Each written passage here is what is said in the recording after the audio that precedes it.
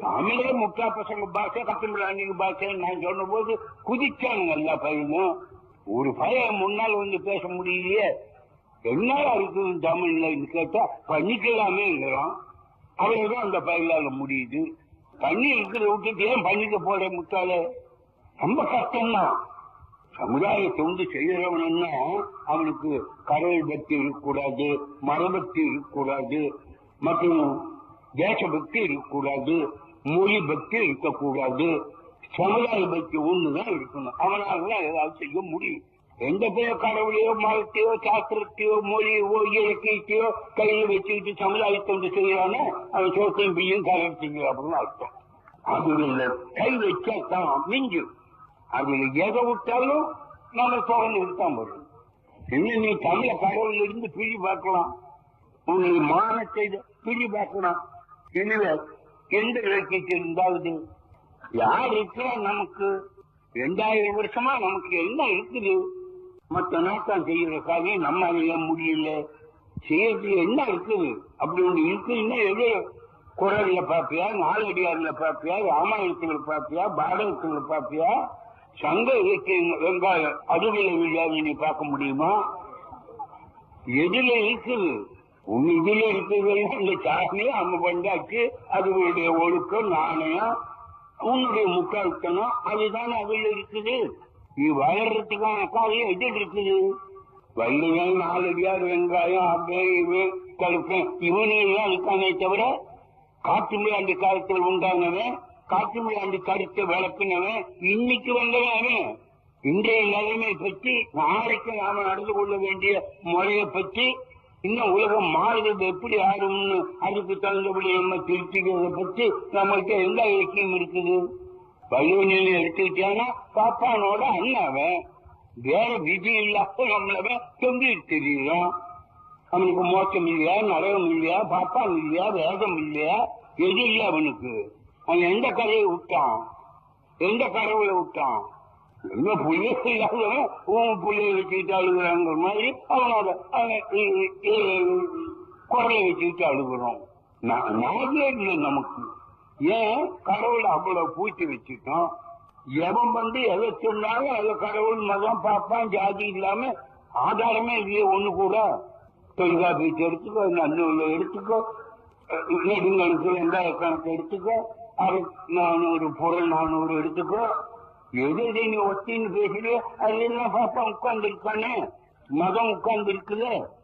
அவன் நீக்கி செய்யறது ஒண்ணு மனிதனுக்கு படியில இன்னை வரைக்கும். அவனை நீக்கி அவன் சம்பந்தத்தை விலைக்கு ஒரு காரியம் செய்யலாம்ங்கிற எண்ணம் இன்றைய வரைக்கும் எவனுக்குமே தோணலையே. நம்ம பக்தர்கள் காலத்தானே இப்ப தோணப்போகுது. கொஞ்சம் கொஞ்சமா மாறல, வளரல. நாம ஒரு காரியம் நம்ம நாட்டில் இருந்து ஏற்படல, இப்படியே இருந்துட்டு இருக்கோம். இதே பெருசா இருக்கிறோம். இந்த இயக்கம் இல்லாம இருந்தா சொன்னாப்புல இந்த மயில்கள் எல்லாம் கடவுளாக இருக்குமே, போக்குவான அதுக்கெல்லாம் நாமும் இது மயிலீஸ்வரமா அது பகவான் ஈஸ்வரமா இயக்கம் இருக்கிறதுனால கொஞ்சம் பயப்படுறோம். இன்னைக்கு என்ன தைரியமா செய்யறோம்? ஒவ்வொரு உற்சவங்கள எவ்வளவு முட்டாள்தனமா உற்சவங்கள் எல்லாம் அதை வைக்கிறோம். அதனால அழிக்க விட்டுட்டோம் நம்ம முட்டாள்தனத்துல. காரணம் கடவுள் மதம் சாஸ்திரங்கள் பெரியவங்க இவங்க பெரியவங்களுக்கு தெரியும். இவங்க ஆறான்னு கேட்க நமக்கு அறிவில்லை. நம்ம சாஸ்திரமும் நம்ம பெரியவனுங்களும் ஜனம் முட்டா பசங்க தானே நம்ம பெரியவங்க, காட்டு மிராண்டிகள் தானே நம்ம பெரியவங்க. எந்த அறிவாளி நாம நம்ம பெரியவன்னு சொல்ல முடியும்? ஏன் சொல்ல முடியல? பிடிக்கிறாளெல்லாம் 2000 வருஷத்துக்கு முன்னால் இருந்தவன பிடிக்கிறோம், 1000 வருஷத்துக்கு முன்னால் இருந்தவன பிடிக்கிறோம். எடுக்கிறது எல்லாம் 1000-2000 வருஷத்துக்கு முன்னே எழுதுறத பிடிக்கிறோம். அன்னைக்கு எவனுக்கு அறிவு இருந்தது? எவனுக்கு 2000 வருஷத்துக்கு முன்ன அறிவு இருந்திருக்க முடியும்? அவன் எப்படி அறிவை சம்பாதிச்சு இருக்க முடியும்? அவனுக்கு அறிவு பெறத்துக்கு மார்க்கம் எது? வலிய அறிவோடு இருந்தான்னா அறிவு பெறத்துக்கு மார்க்கம். அவன் சுத்திச்சார்பெல்லாம் பார்ப்பான். அவனை சுத்திட்டு இருக்கிறதெல்லாம் மதம் வேகம் புராணம். அவன் தலையில் உட்கார்ந்து இருக்கிற மூட நம்பிக்கைன்னா மேல் லோகம் கீழ் லோகம். அவன் எப்படி அறிவாளியாமா? நமக்கு அந்த அறிவு வருதுன்னா அந்நிய நாட்டை பார்க்கிறோம், அங்க எல்லாம் போயிட்டு வர்றோம், கடவுளை பத்தி துணிகிறோம். கடவுள் என்ன வெங்காயம் என்னன்னு, அந்த புத்தி அன்னைக்கு எப்படி வந்திருக்கும்? ஆண்களாக அன்னைக்கு இருந்தவங்க கோபம் சொல்லப்படாட்டாலும் அவனுக்கு அறிவு வர நியாயம் இல்லை. அவனுக்கு இந்த நிலைமை பார்த்து அதுக்கு தகுந்தபடி எழுதவோ கருதவோ சொல்லவோ வாய்ப்பில்லை. நாம் இன்றைக்கு உலகத்தோட ஒட்டிட்டு இருக்கிறோம். எந்த உலகத்தோட ஒட்டிட்டு இருக்கிறோம்? அமெரிக்கா எங்க இருக்கு, நாம் எங்க இருக்கிறோம்? 10,000 மைலுக்கு மேல சொல்றோம் அமெரிக்கா. நாம எவ்வளவு தூரத்தில் இருக்கிறோம்னு அர்த்தம். எடுத்துக்கிட்டோம்னா நம்பரை போட்டு திருப்பி கூப்பிட்டா ஏன்னு கேட்கிறானே. 15,000 மைல் 10,000 மைல் தூரம் இருக்கிறவன் கூப்பிட்ட உடனே ஏனுங்கிறோம். அவன் வாய் மூடுறதுக்கு முன்னாடி அந்த சத்தம் நமக்கு வருது. சந்திர மண்டலம் எங்கடா இருக்குன்னா 2,30,000 மைல்ங்கிறோம். எப்படா போகலாம்னா இன்னைக்கு போறப்ப 5 நாள்ல போய் சேரலாம்ங்கிறோம். அதுக்கு உண்டான அறிவுதான் இப்ப மனுஷனுக்கு தோணும்.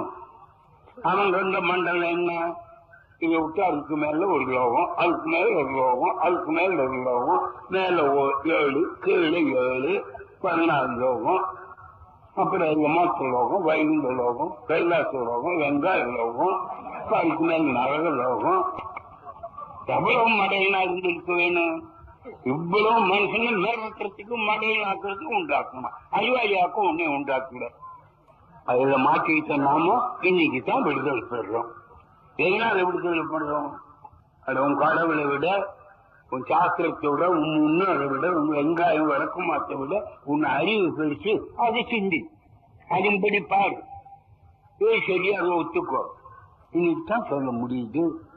நீ என்ன பெரியவனாங்கிறான், உன் அறிவுக்கு என்ன அவ்வளவு மரியாதைங்கிறான்.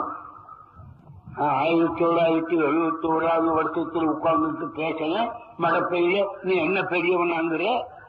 2000 வயசுக்கு இருந்த முட்டாள் பையனை நீ ஒத்துக்கிட்டு அவன் சொன்னபடி கேட்கணுங்கிற.